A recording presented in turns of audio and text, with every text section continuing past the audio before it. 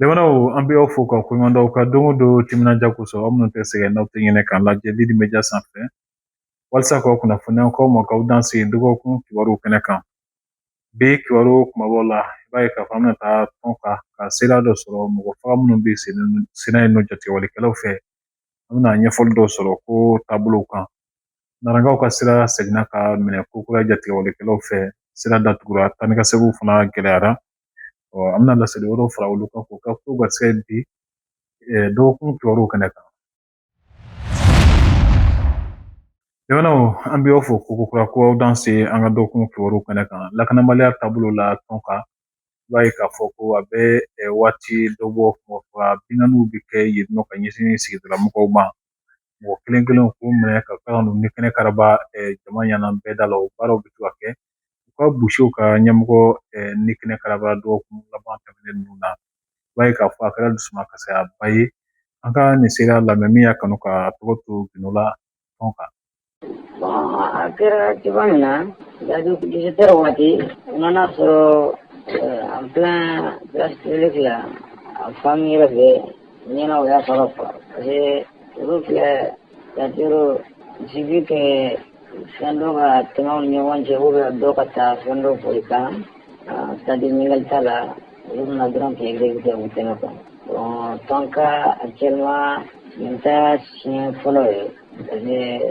an yɛrɛ madrasa directeur dɔ o y'ale fana faga ten o jeunesse vice président dɔ fana faga c'est-à-dire fɛn n'u bɛ ka tugutugu ɲɔgɔn kɔ quoi. Mais jusqu'à présent, là où nous sommes, Machid Terapieko, on a fait une pause de Kama ou bien une pause de Kama. En tout cas, nous, on sait que la zone n'est pas dans la sécurité. La population sera mouillée, parce que personne n'est épargné, quoi. Machid a donc, ou bien aller Kama, ou bien aller Kama. Sécurité, comment c'est ça le problème. Or, tant que c'est la sécurité, sinon, c'était au compte de Gundam, ils ont allé la sécurité. C'est un carrefour pardon. Là, il y a autorité là, c'est-à-dire, quand il y a une base de sécurité, voilà, pour sécuriser la population, elle est bien, quoi. Sinon, la population a tellement besoin de ça, c'est-à-dire, tout le monde souffre en réalité, hein, une activité, il faut qu'on ait été attaqué. Les voitures, ça y est, mouton, comme il faut. Mais après, au lieu de là, quand on a fait un beaucoup, j'ai cassé quand il y a bon, tu as vu des choses comme ça? Maintenant, nous, notre fait, c'est quoi? C'est-à-dire une base militaire à ton cas. Voilà, quoi. Lakanabaliya kelen ninnu sira kan i b'a ye k'a fɔ naran sira seginna ka minɛ ko kura ye jatigɛwalekɛlaw fɛ dɔgɔkun dama dama sira in bilali kun kɛra nisɔndiyaba ye sabula mɔgɔw ka taa ni ka seginw ni mago ɲɛminɛw kuma la ka don kan nin waati laban ninnu na sira in seginna ka minɛ ko kura ye an ye seereya dɔ sɔrɔ o ko kan min y'a kanu ka tɔgɔ to gindola nara an k'o ka seereyaw lamɛn nin kumakanw na. Fura minɛni kɔni vraiment a bɛ degun kɔni s'a ma kosɛbɛ parce que fɔlɔ fura kun bila la sisan kɔni k'a fɔra ko sira minɛna mɔgɔ ma taa maa min n'a nɔfɛ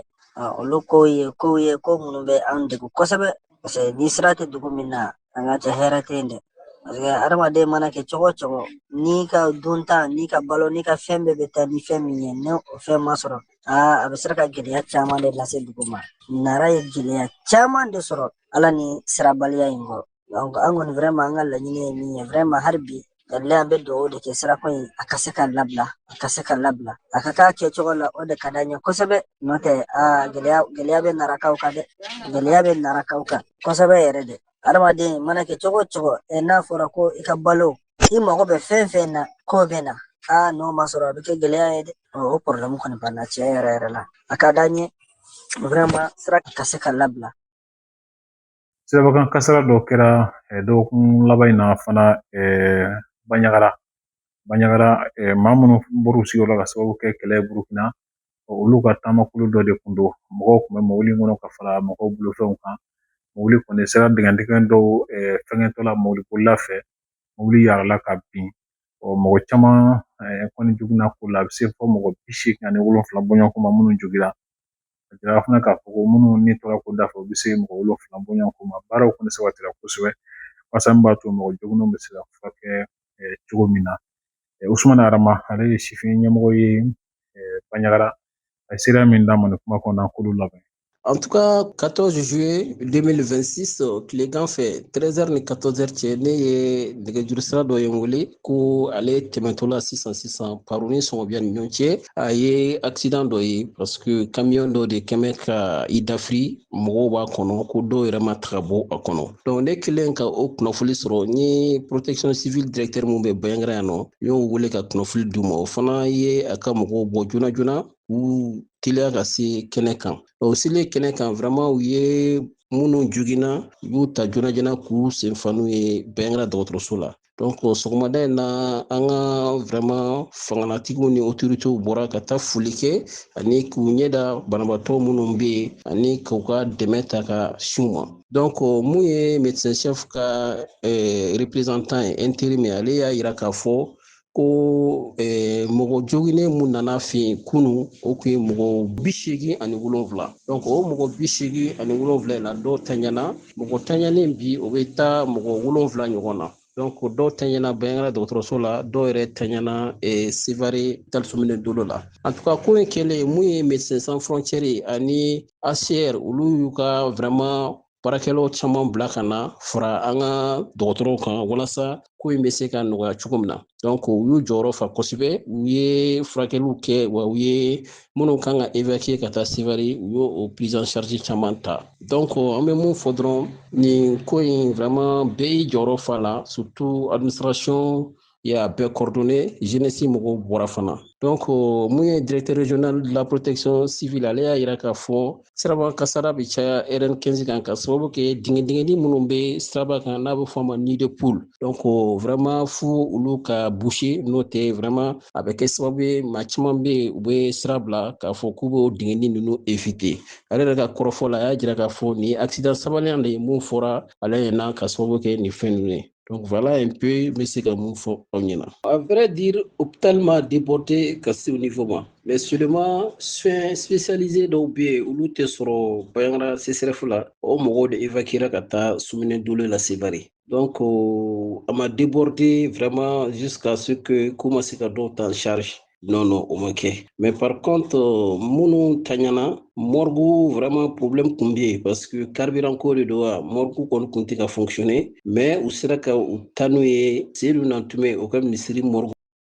I b'a ye k'a fɔ ko Bafulabe kaw ka nisɔndiya ma kɛ nisɔndiya kuntalajan ye sabula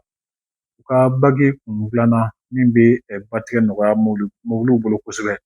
Nka i b'a ye k'a fɔ a ma tɛmɛ tile 2 bɔɲɔgɔnko kan bagi seginna ka tiɲɛ ko kura ye. Nisɔndiya ma kɛ ko kuntalajan ye. Maire kɔni y'a ɲini k'a fɔ ko a ka d'u ye cɛsiriw ka kɛ minnu b'a to a ko bɛ se ka sigi sen kan cogo min na. Kande Dugure a ye min f'an ye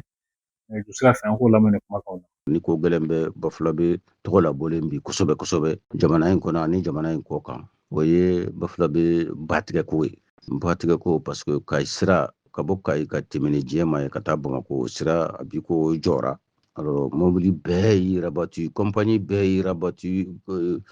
Bafulabe kan. Mais n'i sera Bafulabe d'abord gɛlɛya fɔlɔ min bɛ k'i ɲɛ o ye batigɛ in de. Maintenant o batigɛ bagi 2 de tun bɛ Bafulabe bagi 2. Mais bagi ninnu bɛɛ kɔrɔla parce que alors 2 in fana la kelen de jɔlen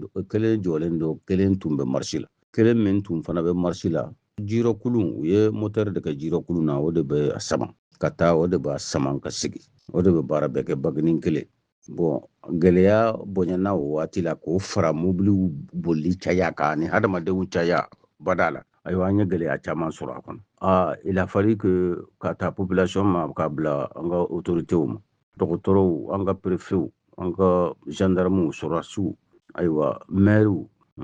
bɛɛ farali ɲɔgɔn kan ka ɲɔgɔn ye ka fura ɲini a gɛlɛya dɔw la i n'a fɔ siyɔrɔ ko bana misɛnninw a ji ɲuman ko dumuni ko an'a siyɔrɔ ko olu kɛra an y'an t'o la bagi 2nan o tun bɛ ka réparer o dilanna ayiwa hali n'a dilanni tun ma ban u y'a lawuli waati la k'a fara dɔ in kan donc o ye dɔɔni bɔ mɔgɔw ka degun na nka a bɛ tile 2 nin bɔ bagi min tun jɔlen don o de tun ka bon kosɛbɛ. Alors INACOM an y'a mɛn ko gouvernement ye wari dɔ bila INACOM ka compte la k'a di INACOM ma ko ka bagi ninnu réparer o réparation o de nana kɛ bagi filanan min tun jɔlen don u y'o o dilan mais non seulement a dilanni u m'ale kɛ i n'a fɔ ka moteurw kɛ k'a sama bagi yɛrɛ ni moteur min dilanna u y'o de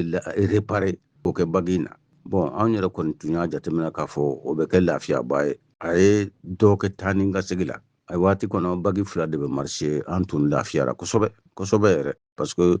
mobili caman bɛ tigɛ nka nin tile fila in an y'a ye o min ni maaw k'a ma ko kura don n'a kɛlen bɛ i n'a fɔ kura o de jɔra nin tile fila in na moteur min dilanna an y'a dɔn a dilan cogo ma ɲa a ma se ka la ban ka ɲɛ a jɔra tuguni i n'a fɔ maaw bɛ yan mais a ye jɔli waati min kɛ o kelen bɛ ka dɔ fara degun kan nin tile fila in an dun y'a mɛn k'a fɔ gouvernement kɔni ye a seko k'a la a y'a seko k'a la a ye nafolo kasabi bɔ min b'a to dɔ bɛ kɛ fɛn in na olu kɔni ye dɔ kɛ a b'i n'a fɔ ballon bɛ réparateur de ka disposition na sa niveau la sa donc an bɛ welewele min bila vraiment u k'a lajɛ bagi ni a yɛrɛ moteur tɛ se ka réparer ɲa si ma ayiwa kurun minnu ni i n'a fɔ moteur dɔ in bɛ bagi dɔ in bɛ cogo min u k'a k'o cogo la u ka moteur kɛ kurunin fila la k'a k'a kɛrɛ la ayiwa dɔ ka bɔ degun na sinon semiya kɔni sisan a donna an fɛ yan semiya donna dɛ n'a dun donna a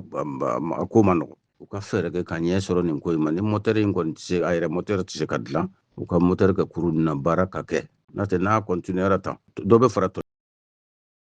a jateminɛna k'a fɔ ko farinya walew ka ca kosɛbɛ Mali kɔnɔ cɛ ni musoya sira kan salon ko dɔrɔn b'a ye k'a fɔ waleya min kɛra a bɛ se fɔ 37 bɔɲɔgɔnko ma cɛ ni musoya farinya walew sira kan gɛlɛyaw don minnu bɛ ɲɛsin kosɛbɛ musow ani denmisɛnninw ma cɛw yɛrɛ fana bɛ gɛlɛya ninnu sɔrɔ kosɛbɛ wulidafuma ɲɛma dɔ ye Ayisa Burama Jara ye ale ye min fɔ an ye nin ko ninnu kan k'o lajɛ nin jaw la Wilafu yɛrɛ ka baara ye min ye donc Wilafu ye jɛkulu min sigilen don hadamadenw ka hakɛ bɛ se ka tɔpɔtɔ cogoya min na cɛ b'o la muso b'o la denmisɛnnin b'o la mais n'an ko k'an bɛ taa prise en charge judiciaire kan an bɛ avocat di musow ni denmisɛnninw de ma mais cɛw kɔni an bɛ conseil ni orientation d'u ma donc o la hadamaden bɛɛ ka damakɛɲɛ bɛ sɔrɔ a kɔnɔna la fariya wale n'an b'a fɔ ma ko binganni wale ka ta kɛ i mɔgɔ ɲɔgɔn sɛgɛrɛ fɔlɔ an kun b'a ye kosɛbɛ a kun bɛ muso kunda de kosɛbɛ o de kun y'an ka jateminɛw ye an kun bɛ baara ko de kan an kun bɛ sensibilisation ko de kan mais an nan'a ye tendance bɛ ka yɛlɛma tuguni kabini crise de 2012 fo ka se bi ma an nana ye k'a fɔ cɛw yɛrɛ fana bɛ ka don nin binganni wale kɔnɔna la binganni wale in yɛrɛ ye mun ye i bɛ binganni wale in kɛ k'a sɔrɔ a ma bɛn a tigilamɔgɔ ma donc hali mariage forcé bɛ se ka don binganni wale in yɛrɛ fɛnɛ kɔnɔna la parce que tant que la personne n'a pas consenti a ma ka yamaruya di donc ça veut dire que a ma jɛn ni a ye donc o bɛɛ de bɛ don binganni wale kɔnɔna la étape lajɛ viol bɛ a kɔnɔna la harcèlement esclavage sexuel bɛ a kɔnɔna la mariage forcé b'a kɔnɔna la o n'a ɲɔgɔnna caman olu bɛɛ bɛ don nin binganni wale in kɔnɔna la kɔlɔlɔ min b'a la a kɔlɔlɔ bɛ se ka mɔgɔ tɔɔrɔ a bɛ se ka hakili wasuwasu bila mɔgɔ la a kɔnɔna la hakili wasuwasu bɛ se ka na mun fɛ ne binganni wale ye e sɔrɔ cɛ ni musoya ta fan fɛ ni i ni psychologue ma kuma i ni assistant social ma kuma olu k'i bilasira ka kumaw ɲɛf'i ɲɛna k'a fɔ i hakili sigi ni ɲɔgɔnnaw an y'a ɲɔgɔnna ye a bɛ kɛ tan prise en charge bɛ kɛ tan bon ni o ko ninnu ma kɛ n'a tigi ka prise en charge ma kɛ dɔrɔn a bɛ hakili wasuwasu bila a la bon hali ka da o yɛrɛ fɛnɛ ma gɛlɛya yɛrɛ fɛnɛ bɛ se ka kɛ mun ye a ka hakili to cɛ ni musoya ta fan fɛ ni i ye agression sugu dɔ kɛ mɔgɔ la a bɛ se k'a kɛ diɲɛ bɛ nɛgɛ bɔ a la fo ka taa se hadamaden yɛrɛ fɛnɛ bɛ se ka nɛgɛ bɔ a la o kɔnɔna la donc fo a tigi ka prise en charge ka se ka kɛ a ka taa dɔgɔtɔrɔsow la dɔgɔtɔrɔw ka kuma a fɛ dɔgɔtɔrɔw ka furakɛliw kɛ pour que vraiment a tigilamɔgɔ ala bɛ se ka nɔgɔya ka ye cogoya min na an nana ye fɛnɛ a kɔlɔlɔ fɛnɛ bɛ se ka kɛ mun ye an n'a sɔrɔ jagoya furu fɛnɛ don an b'a ye cɛw bɛ ban musow la musow bɛ ban cɛw la parce que jagoya furu tɛ muso dɔrɔn concerné cɛ dɔw yɛrɛ fana bɛ jagoya furu la an ka communauté dɔw bɛ yen minnu bɛ muso jagoya k'a di cɛ ma donc n'o sugu kɛra muso bɛ to so kɔnɔ an yɛrɛ b'a kaw caman ye dɔw bɛ na an fɛ yen olu b'a fɔ ne cɛ ko k'a tɛ n fɛ parce que a fa de ko fo a k'an ta a ba de ko fo a k'an ta donc a ko k'a tɛ n fɛ cɛ bɛ se ka san 1 san 2 kɛ hali ni muso tɛ si so kelen kɔnɔna la donc olu bɛɛ ye a kɔlɔlɔ dɔ ye a kɔlɔlɔ bɛ se ka taa se fo mun ma fo ɲɔgɔn faga parce que an filɛ ka nin kɔlɔlɔ fɛn fɔ nin bɛɛ ka dɔgɔn a kɔrɔ n'a sera fagali ma n'i tɛ mɔgɔ fɛ i tɛ fɛ ni mɔgɔ kɛ so kelen kɔnɔ donc sa mɔgɔw bɛ ka solution jumɛn sɔrɔ komi ne somɔgɔ de ye a imposer ne kan donc ne fɛnɛ bɛ fɛn dɔ kɛ pour que nin yɛrɛ ka bɔ ne ka diɲɛlatigɛ la siɲɛ kelen donc o de b'a ye sisan an bɛ fagali ninnu caman ye ko ninnu kɔnɔna la mun bɛ se ka kɛ walasa nin ko ninnu vraiment ka se ka ban wilidafu kɔni ka baara belebele caman bɛ bɛn o ma kosɛbɛ parce que i tɛ se ka nin baara kɛ n'i ma prévention kɛ n'an ko ko prévention o ye ka kunnafoniya di ka sensibilisation kɛ ka causerie débat kɛ wa wilidafu yɛrɛ ka plateforme yɛrɛ bɛ sa n'i donna Facebook ni TikTok ninnu kɔnɔna la i b'a ye kuma caman wilidafu bɛ sensibilisation kɛ fo ka n'a kɛ parajurisiw bɛ wilidafu bolo père éducateurs bɛ an bolo comme on appelle groupement de femmes bɛ an bolo jeunes ambassadeurs bɛ an bolo an bɛ olu renforcer chaque 6 mois renforcement bɛ d'u ma pour que u ka se ka kunnafoniya di mɔgɔw ma sigida la n'i ye jeune ambassadeur ninnu lajɛ olu caman ye an ka gɛrɛ minnu bɛ sigi an ka sigidaw la an ka carreau kɔnɔna la an bɛ cɛmisɛnninw mɔgɔ 5 mɔgɔ 6 mɔgɔ 10 u bɛ kunnafoniyaw di ɲɔgɔn ma groupement de femmes ninnu fɛnɛ o ye an ba minnu bɛ sigida la don o don u bɛ tɛnɛnniw ni tarataniw ni arabaninw fo ka taa se karini ma olu fana bɛ ɲɔgɔn dalajɛ u bɛ 20 ni 40 bila o yɔrɔ ninnu na u bɛ kunnafoniyaw di ɲɔgɔn ma donc o groupement ninnu kɔnɔna la i b'a sɔrɔ an ka mɔgɔ formelenw bɛ yen minnu fana bɛ laseli kɛ parajurisi yɛrɛ kɔni ko in yɛrɛ bɛ daminɛ ni parajuridisme de donc n'i ye parajurisi ninnu fana ka rôle lajɛ olu fana ka rôle bɛnnen don sigida la parajurisiw yɛrɛ fana caman choisilen don kosɛbɛ an ka dugutigilakaw ani an ka alimamiw n'an ka sigi ladatigiw fɛ olu kɛlen bɛ k'u di an ma a y'o renforcer pour que gɛlɛya min bɛ an ka sigida la ka taa sariya ko ta fan fɛ parce que malien d'une manière générale an t'an ka sariyaw cogo dɔn donc u ka sariya ko ɲɛfɔ mɔgɔw ye komi abandon conjugal n'i y'a kɛ kɔlɔlɔ jumɛn b'a kɔfɛ ou bien ni den yɛrɛ nana diɲɛ na den ni wolosɛbɛn de ka kan olu information ninnu kan ka di musow yɛrɛ ka hakɛ ye mun ye sigida kɔnɔna la muso ka hakɛ ye mun ye furu kɔnɔna la cɛ yɛrɛ fɛnɛ ka hakɛ ye mun ye furu kɔnɔ cɛ ka hakɛ fɛnɛ mun ye sigida la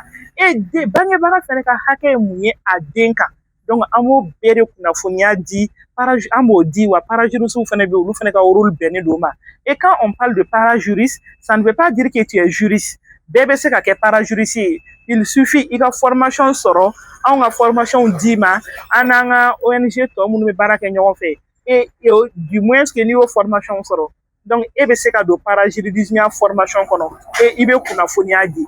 jusqu'à ce que parajurisiw ka rôle yɛrɛ bɛ tila ka kɛ mun ye tuguni fo kuma dɔw la olu bɛ sigida la ne minnu de gɛlɛya sera u ma